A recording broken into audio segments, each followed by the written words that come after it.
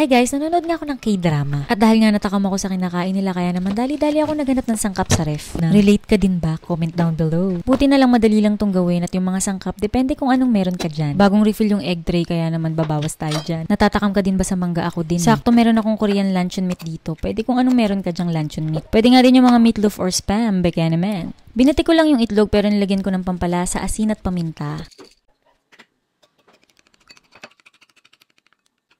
Kaka-refill lang namin ng isang araw nitong luncheon meat. Nasa 120 plus 230 plus lang itong nabili namin. Hindi ko naman gagamitin lahat para meron pa sa ibang araw. Kung wala kayo niyan, pwedeng substitute meatloaf, ham, at iba pa. Pwede din namang wala na lang. Mamili ka lang ng protein na gusto mong ilagay. Kung meron ka ng egg, pwede na yun. Pagdating naman sa vegetables, hindi kami nawawalan ng cucumber at carrot, kaya naman iyan ang gagamitin ko. Hiniwa ko nga lang ng maninipis, pwede din namang malalaki. Depende sa trip nyo. Ayun na nga, nagpakahirap pa ako, naalala ko meron nga pala ako ditong slicer. Nakakatawa tong slicer na to kasi napakarami niyang bala. Pwede mo mapalitan yung mga blades niya. Yun, tamang-tama pag gusto kong mag-okoy, meron na akong vegetable slicer. Binili ko lang yan sa Shopee. Kung gusto niyo ng link, pinopost ko lang sa description box o kaya naman sa comment section. Search niyo lang guys. Niluto ko na nga yung egg dahil non-stick yung gamit kong pan. Kaya konting mantika na lang, to no mantika yung pwede niyong gamitin. Tabi lang muna natin yan kasi hiwa-hiwain ko yan ng maninipis mamaya. Next, ito namang luncheon meat, pero nito ko lang gamit yung same pan.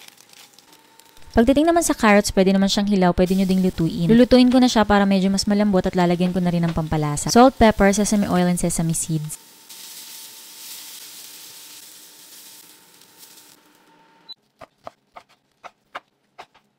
Nirolyo ko lang yung itlog bago ko hiwa-hiwain. Pagkatapos, hiniwa ko lang din ng maninipis yung aking luncheon meat. Siyempre, maglalagay din ako ng rice. Ayan, meron tayong carbs. Kompleto na. Pwedeng as is, pwede din naman kayo maglagay ng pampalasa. Asin, asukal, paminta, vinegar, sesame oil, and sesame seeds yung gamit ko. Kung gusto nyo mas healthy, pwede kayong gumamit ng brown rice o kung diet kayo, kontian nyo na lang yung kanin. Kalahati lang, kalahating rice cooker. Pagdating sa sukat ng mga pampalasa na ginamit ko sa rice, tinansya-tansya ko lang. Tikman nyo na lang para ma-adjust nyo according to your liking. Nakabili din kami nitong Korean pickled radish. Kung wala kayo yan, pwede namang wala. Marami naman pwedeng ilagay guys. Ayan, ita-transfer ko pala sa isang lalagyan dahil hindi ko naman mauubos para magamit ko pa sa ibang araw. Bamboo mat pala yung gamit ko. Yung iba kasi meron silang hulmahan. Matagal ko na din tong gamit. Binalutan ko lang siya ng cling wrap para mas hygienic. I-assemble ko na nga. Maglalagay lang ako nitong nori wrapper. Nowadays, nabibili na siya sa mga grocery store, hindi lang sa mga Korean store. Seasoned rice and then yung ating mga topping. Yung inyong protein at veggies, ayan, di ba napaka-healthy, kumpletong meal na siya. Meron ka ng carbs, protein at vegetable.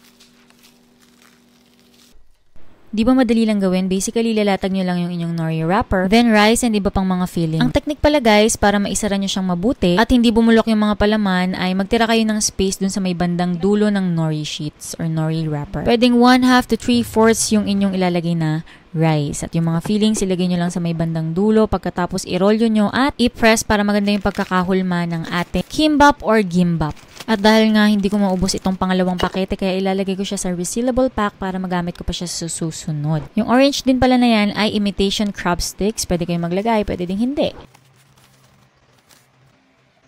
Ayan, tapos na. Mag-spread lang ako ng konting sesame oil at maglalagay ng sesame seeds on top. Actually, pwede nyo din siyang pangbenta, pang negosyo. Pwede nyo siyang ibenta ng buo, pwede din namang hiwa-hiwain nyo para mas maganda, presentable. Yun, pwede nyo na yung kainin as is or pwede din namang gumawa kayo ng sauce. Marami na akong recipe ng sauce, pwede nyong gayahin. Hanapin nyo lang sa aking mga previous vlog. Ito yung pinaka-simple, Jap mayo, soy sauce, sesame oil. Pwede din kayo maglagay ng honey para medyo may konting tamis.